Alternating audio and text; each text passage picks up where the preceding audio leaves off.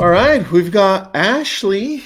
What's up? Here's your topic, Ashley. The importance of transparency for selling your value. I like it. And I love Rayse, so I know you're going to show us all the cool stuff. So, Yeah, welcome. it actually ties in really nicely. I caught the last 10 minutes of what Robert was talking about, and I'm like, this is actually going to tie. Yeah, I'll be honest, I actually had perfect. some of the same slides. Oh, So really? the rocket deck, yeah. Oh, nice. Well, it ties perfectly. And that's why I was like, oh, this is great. Great transition over. Really quick for those people that don't know you, tell us a little bit about you and what you do. Yes. So I'm Ashley Terrell. I am our Chief Revenue Officer at Rayse. I'm also an advisor for Lofty. I've been in the prop tech space on both real estate and mortgage for about 15 years now. So I have a very interesting perspective, by the way, and this will actually tie into a little bit about what you were talking about on the last one, Tristan, and what I'm going to get into. I worked for Mr. Cooper. And so I Oh, actually I worked didn't for know Mr. that. Cooper when, and specifically under Zome and under that subsidiary. So I have some unique perspective on what's going on with the Rocket and Redfin acquisition, and then specifically how it relates to agent value. So. All right, that's good. That's a really good background. So you're well versed on everything that's happening in our world and how we can adapt. Where do we start with transparency for selling your value? Because agents are terrible at it. Mhm. I feel like we do Yeah. so much work, but we don't show it. It's like we're timid or we just don't know how, or maybe we don't even have the tools to be Yeah. able to show it. Where do we start? So, and if you guys like, I mean, if you want me to share, I did put together, I have a couple slides, because Yeah, what's really interesting. I'd love to see it. Yeah, because what's interesting specifically is we just did a study with some customers. So let me.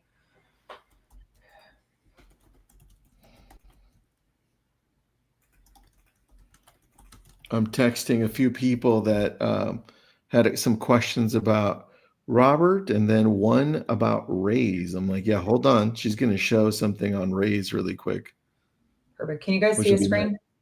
I got you. Perfect. Okay. Well, and talking about specifically agent value, you guys all probably heard about these antitrust lawsuits that happened last year.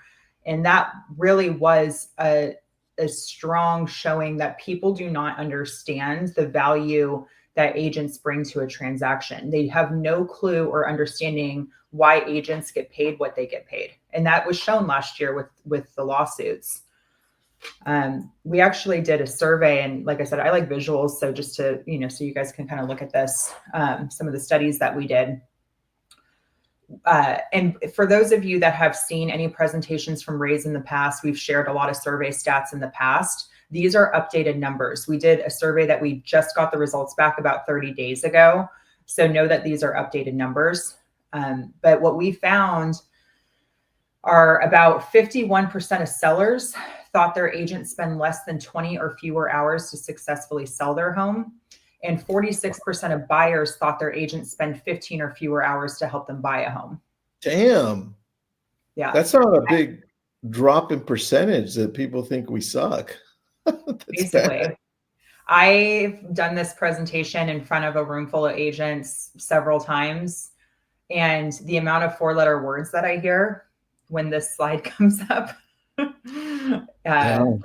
it's insulting, right? It's insulting to what Well, efforts agents are actually doing. actually, I think we all here, we're all on here, but we're all on social. And in social, anytime agents or commission is brought up by a non-agent, people are always jumping in there and saying, "Oh, agents are a waste of time. They're not worth their work. They don't even work. They just show up. They open doors." People definitely 100% undervalue agents, and they don't understand how much work is involved. And this is why I love talking about what you're about to jump into, to show exactly how we can show that value, because obviously it's needed. Yep, absolutely. And even just to piggyback on a little bit about what you and Robert were talking about the Rocket and Redfin thing, It's exactly what you said. If you pick up the phone, I have plenty of friends that are brokers that were part of the Rocket Homes program and getting leads from Rocket. And after they announced the Redfin acquisition, they called Redfin and they said, what's your strategy? Like, or sorry, they called Rocket and they're like, what's your strategy? And they said, well, we want to take the median transaction cost from every consumer from 40,000 to 20,000. Like, to your point, it's in their investor deck. It's all out there in the public. And that's coming out of exactly that. It's agent commissions, because they see an opportunity, especially with the lawsuits, to be able to cut that out of there and control the customer in those other ways. And to then the point that you made before too, and I have some of those same slides. It's that 83% recapture rate. When you have 62 million monthly visitors to Rocket and Redfin, and you have 10 million servicing clients in Mr. Cooper, if you can get that recapture, you don't care about that agent commission. You care about all of the other services.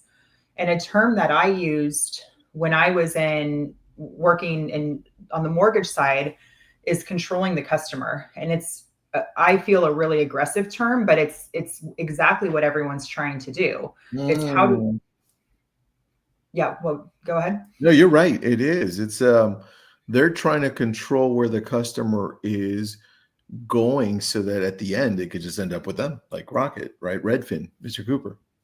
Exactly. And Mr. Cooper was doing this. They have, like I said, I worked there, and they have a subsidiary called Zome, which was actually, when I was there, competing against Redfin. And they were doing exactly the same exact thing. It was the 1% commission, and how do we control the customer? And now you have that servicer that was trying to do this on their own get partnered with the largest real estate brokerage and the largest originator, essentially, in the country. Not the largest brokerage, but one of them. So, and they're not the only ones doing that. I mean, Zillow too, same type of thing as far as controlling the customer. They launched that super app, and even ICE is coming out with some stuff to do similar type things. And Can you go back one slide to the Zillow one? Because I want to make a point on this on everyone listening in. There's an opportunity if you were to take a snapshot of this one, specifically this one. If you were to take a snapshot and just start answering these questions on your own and saying, where or how do I meet the customer in the journey of where they're at, depending on who your avatar is, right? Who are you trying to attract? And ask yourself, do I have all of these tools some way that allows me to connect with them, right? Obviously, this is a Lofty event, but Lofty is a core component to a lot of these. And especially if you're connected to a lender, right? You've got both of you working on this. We've got to look at our partnerships a lot better than what we've been doing and saying, we actually have partnered with title, escrow, lender, in some cases, attorneys in some states, right? And whoever else is all part of this. And this becomes part of your super app / directory. And the transparency that Rayse brings into this, I mean, we haven't seen it yet, but this really helps me complete the circle. And that's how we stay in front of people. And I think instead of controlling the customer like Redfin and Rocket and Zillow is trying to do, I think we control the customer journey and saying, where do we show up where they're at, right? So that we can connect with them a lot better. I love this one. Thanks for showing this one. Yeah. Well, and I've said this for all of the years that I've been in prop tech.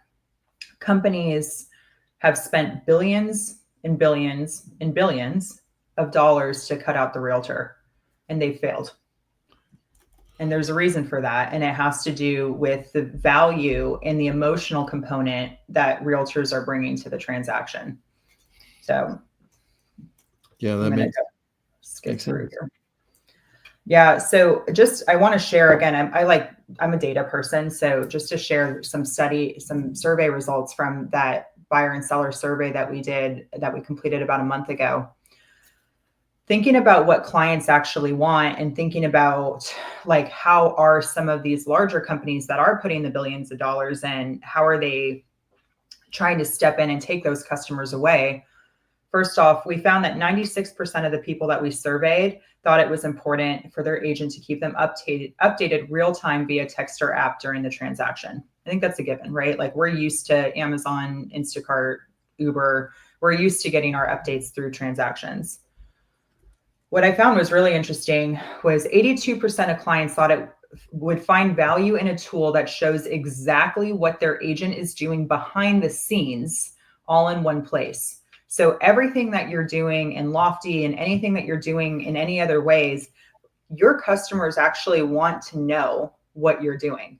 And I highly doubt that 82% of you guys are actually giving that level of visibility to your customers, but they actually want it. And the kicker that I thought was crazy, 64% of the people we surveyed said that they would pay their agent more if their agent gave them that type of transparency. So speaking about what Robert was talking about on commissions and trying and demanding more on your commissions, I mean, people are willing to give it. They're willing to give that to their agent if they just understand what you're doing. It's literally all they want to know. It makes sense to me to have that option available. Yeah, I would say just knowing the consumer and giving them that option. Most won't check it, but they'll see it come through if it's emailed to them. They'll feel more comfortable that there's an openness and transparency to it, and creates a trust through it just being available, right? Like when I still order, by the way, like I'm going to simplify this, but I still order pizza. And if I'm going to Domino's, I have that app that tells me how long it's going to take to get here. Are they preparing it? What are they doing? Yeah, I never check the damn thing. But if I want to, it's there. It makes me feel comfortable, like, got it, it's going to be done. So I think thinking of the consumer and just respecting them and what they want more, I don't know how that's a bad thing. Mm-hmm. They want to understand. And when we did this survey, I had over 200 responses. And when I scanned through them, the theme, we had one question that we asked specifically where it was a free form response was, what is the one thing your agent did to make you feel most supported during the transaction? Okay.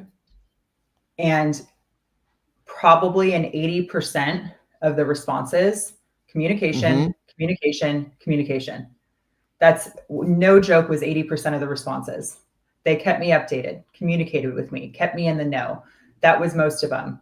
And then the other ones that we saw, very few of them, by the way, were a monetary amount. Very, very few. Like some were like, oh yeah, they got me the best price for the house, or, we got some of those, but so much of it, I had one response. My agent stayed with me when I wanted to give up. I had another response. My agent drove me everywhere. Like, it's that simple. That was the one thing. If you had to pick the one thing that your agent did to make you feel most supported, it's because they drove you everywhere. Like, is it that simple? But it can be, right? Right.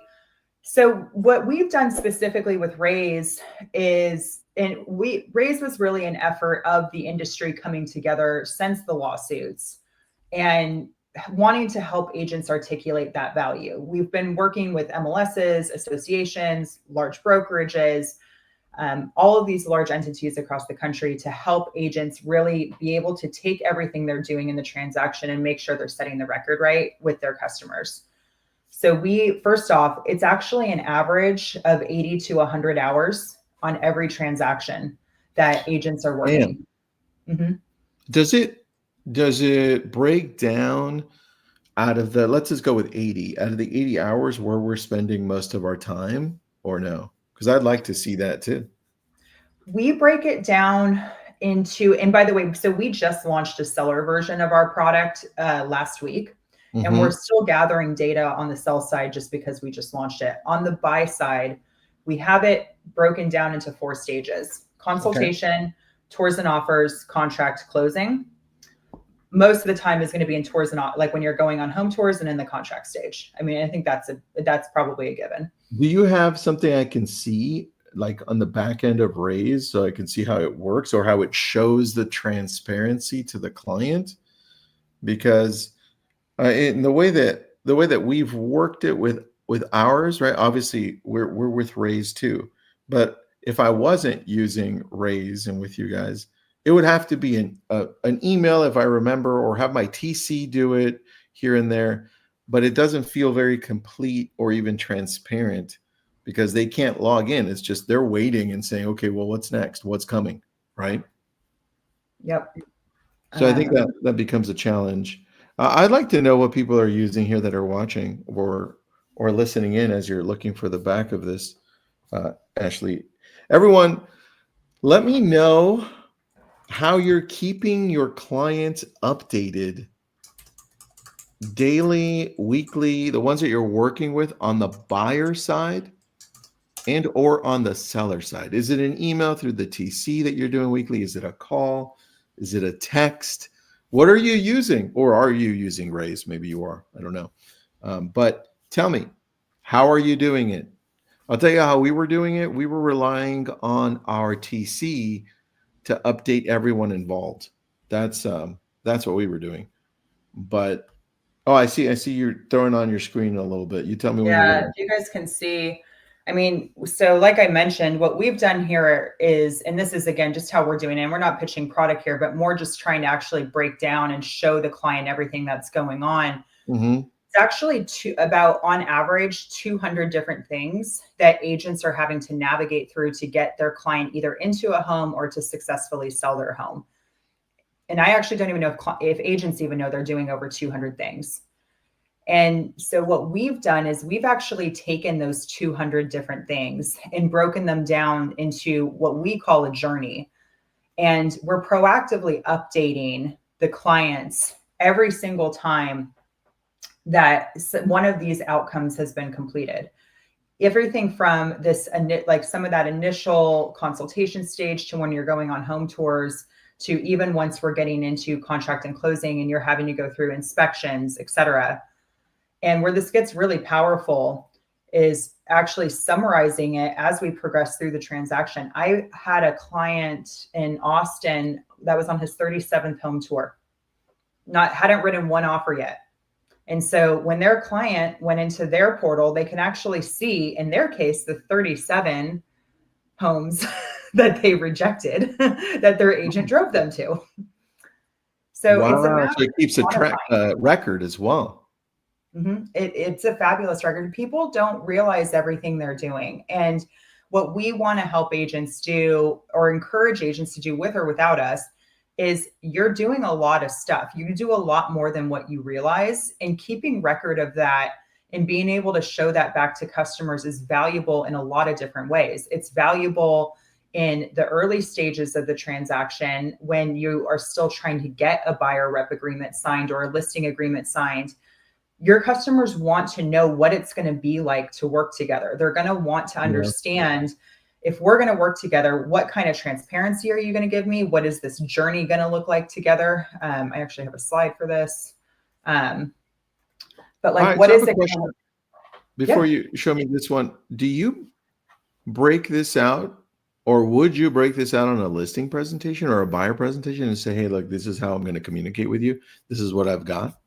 Absolutely. All right. Absolutely. What am I looking at here?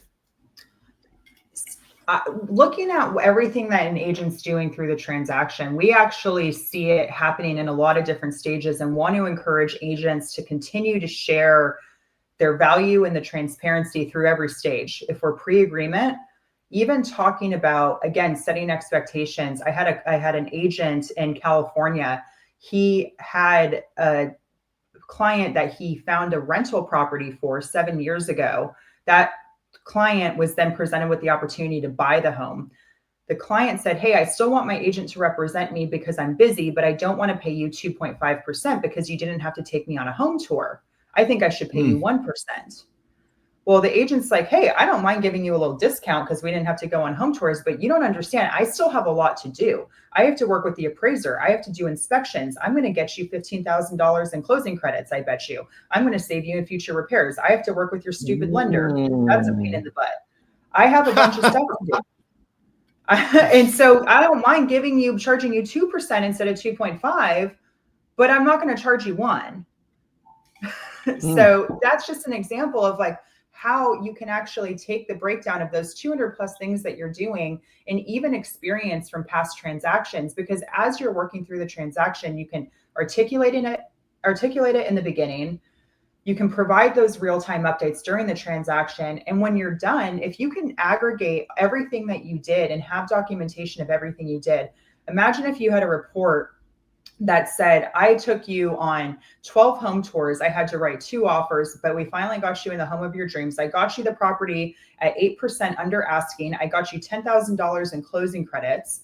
And I did this and this and this and this and this. If you had all of that, you can also take that to future customers. And quite frankly, I would share that like crazy. I would be sharing that if you have, Lofty and using Lofty Social Studio, I would be sharing that on Lofty. Even when you're using Lofty Present in the pre-agreement, I would consider thinking about not just talking about market trends and stats, but also talking about your work with all of that. And again, setting that expectation.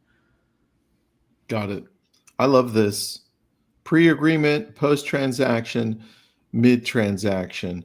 So just so I understand, with the buyer side of things, how often is communication being done automatically? Is it daily? Is it multiple times a day? Is it weekly? Is it set by us? What does that look like? The way we do it, and we're getting extremely good feedback and engagement from consumers. In some areas, we actually have a 100% consumer engagement rate, is weekly updates and also when any key milestones happen. Obviously, every transaction moves at its own pace, but what we want to do is make sure we're flagging anything that is some type of important milestone that's moving us to another phase, or summarizing things on a weekly basis. All right. I like that. I like that a lot. All right. Anything in closing, anything that you want to mention before we let you go? Besides Rayse is awesome. Everyone check it out. So Rayse is available. Again, we've been partnering with MLSs and associations across the country. We have a fabulous relationship with Lofty. Rayse is available at no cost for agents in select MLS and association areas. It is live in Phoenix if you're a member of Phoenix Realtors. It's live in Real MLS if you are a realtor in Jacksonville. And we are launching California Regional MLS, IRES in Colorado, and MLS Now in Cleveland in August. And we're launching Stellar MLS towards the end of August, and San Francisco Association of Realtors in September. So this is something today that actually a lot of MLSs and associations are providing, because they want to help agents articulate their value. They want to help close that ecosystem, so you guys can compete against the Rocket and Redfins of the world. And for agents that are not necessarily part of any of those associations, we're still available too for agents to use at a cost. All right, 2 questions. One, what's your email address? If you want to put it into the comments there. Yeah, That's it is question number 1. Ashley at Rayse, and I'm happy to share. I have a full deck if anyone's curious about those studies. There's actually a lot more stats on there than what I shared. If anybody wants a copy of those, I'm happy to share it. Yes, we do want I will those. share them with you, Tristan. That would be great. And then here's a question. David says, is it possible to over communicate with a client? How do you throttle the frequency if clients get annoyed or are too busy? Everybody knows their customers. Investors are really common ones that don't care about that level of communication. First-time home buyers want more, and it's 100% important to be able to throttle that communication. Everybody knows what their customer wants. Our system allows agents to select how they want to share and control what they share with their customers. And I think you guys, better than anybody, know the judgment based on your customer's personality on how to do that. Yeah, good answer. Good answer. Warren says, can you join in Georgia? And what's the cost if they don't have it in that MLS? We charge either $25 a month for the tool or $199 a year. We are not currently available in Georgia through the MLSs. Doesn't mean that somebody can't sign up independently. Warren just signed up. Everyone else, you will get the copy of what she's sending, because she's sending it to me. So everyone who watched this, first of all, just let me know if you want it with a yes, so I know that I'm not going to be spamming you. Do you want that deck? Yes or no? I need you to type it in, by the way. I need you to do a little bit of work. Type it There's in. probably laws against that now. Yeah, there Lots you of go. yeses. Okay, we'll send it Okay. out. All right, we We will have some send this good one studies out. in there, and I actually have more that I don't have formatted in a pretty presentation. But honestly, I don't mind sending you guys the raw one too if you want to look at all the questions.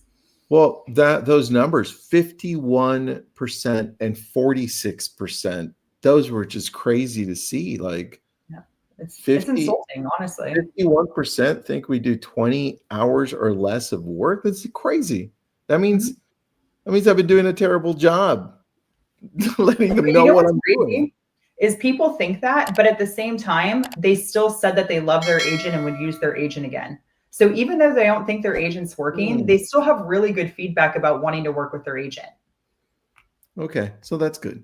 Yeah, exactly. But what's crazy is you guys actually work more than that. So like let's try to get I don't want to say let's try to get more money out of them, but at the same Yeah, time, like you're worth it. It is put the facts together and have those conversations because I do think that there's room out there for you guys to make more in commissions. I agree. I agree. Javier, it's 199 a year. It's 25 a month. Yeah, Just go to and free in Rayse. some areas. There Thanks to you your go. MLS. Your MLS is actually paying us, by the way. So you for those areas that it's free, you can thank your MLS. There you go. Your MLS doesn't suck. With that, thank you so much for doing this. We appreciate you, Ashley. Bye. Good seeing you, Tristan. Nice to see you too.